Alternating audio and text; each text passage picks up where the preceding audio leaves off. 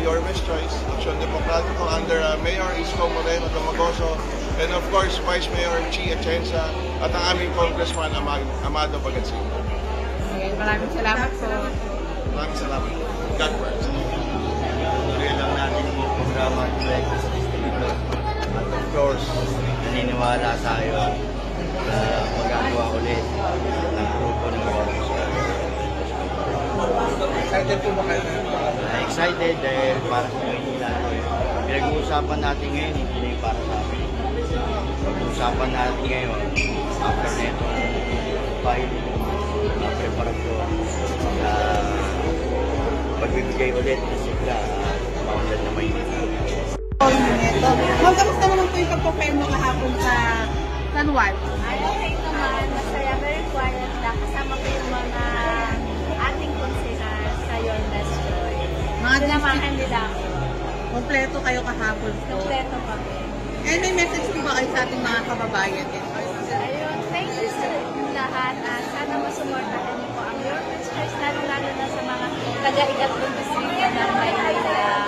Maraming salamat. Okay naman po, it went smoothly, medyo mabilis-bilis naman. Papasalamat naman tayo syempre sa Comelec na nag-provide sila ng venue na pwedeng maging mabilis lang yung proseso natin ng pag-filing. Siguro less than 10 minutes lang din naman, bilis-bilis naman din and very accommodating din naman yung mga staff natin sa Comelec. So, very excited to run yung re-election po natin sa ikatlong distrito ng Maynila. Ang bunso ng konseho ay hindi na po bunso ngayon.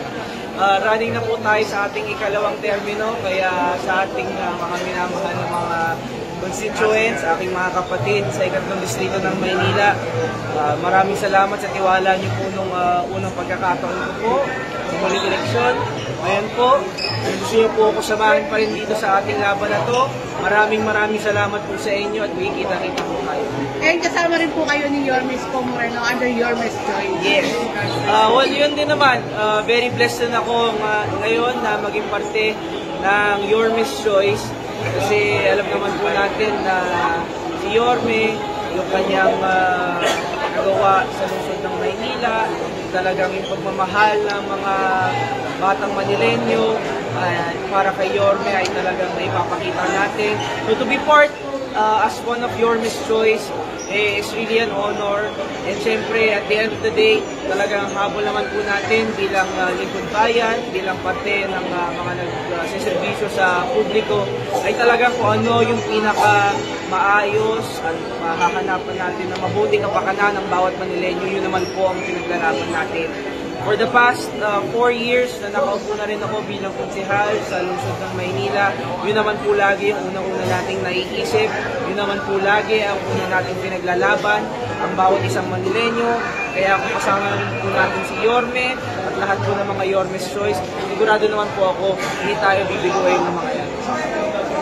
Ayan, maraming salamat. Maraming salamat. And kayo, thank you rin sa inyo na you guys take the time to really communicate, na talaga ipakita sa mga tao kung ano ba yung mga nagaganap sa lungsod ng Maynila. Kaya I appreciate you guys as content creators, as vloggers, as people who share the truth dito po sa ating lungsod, and syempre kung ano yung pinaka nag-e-enjoy din yung mga taong bayan. Kaya thank you very much. Ingat kayo lagi.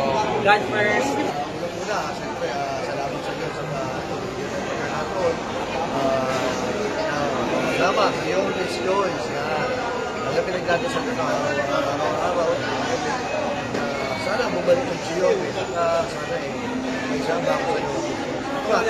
Dream come true para sa akin. Kaya wala na to.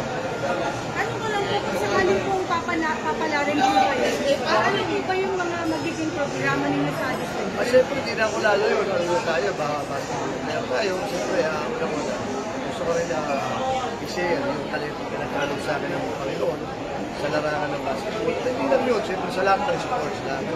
Kasi, elementary ako, nakikita din ako.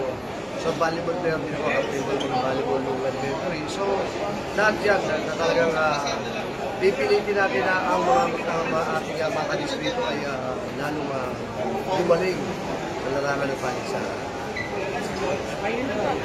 Maraming salamat po. Salamat po. Thank you. God first. Salamat po.